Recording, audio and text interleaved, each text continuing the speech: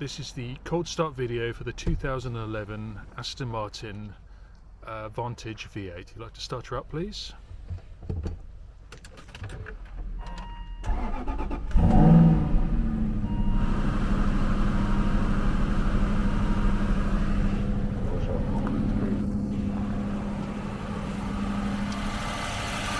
if you'd like to gently increase the roast, please.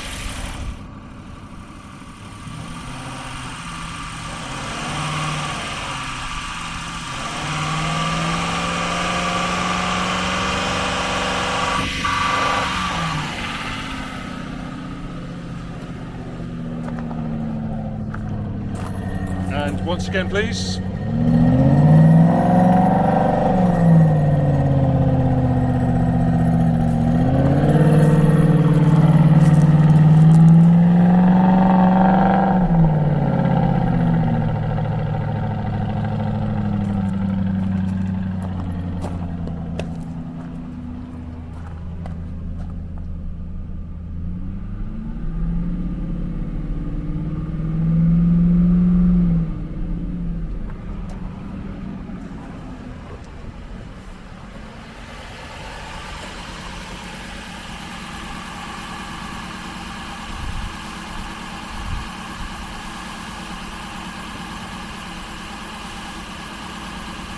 Just going for a spin in Peter's 2011 Aston Martin V8 Vantage Roadster, and in terms of the steering, Peter, how would you describe its feel? It's very nice. At this kind of speed and faster, it's light and it's easy.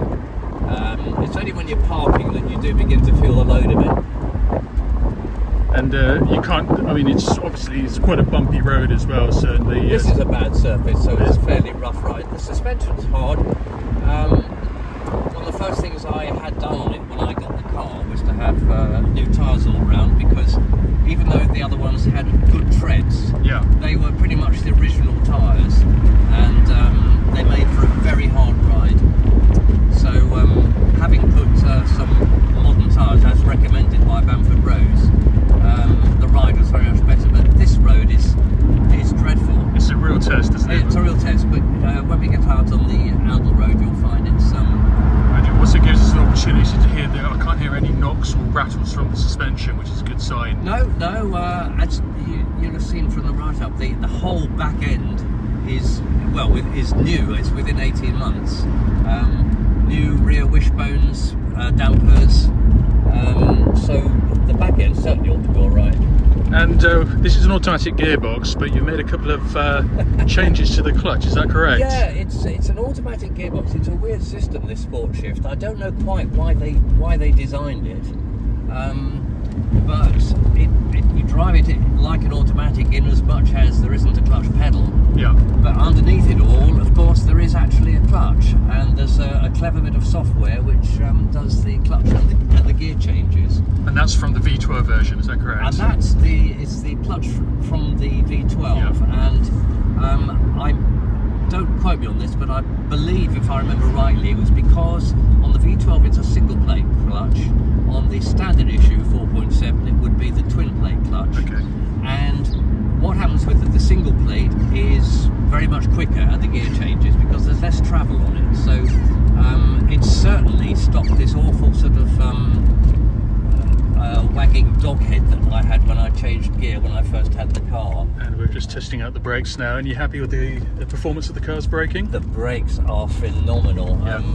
I assume they're standard. They've got the nice Aston Martin motive on them.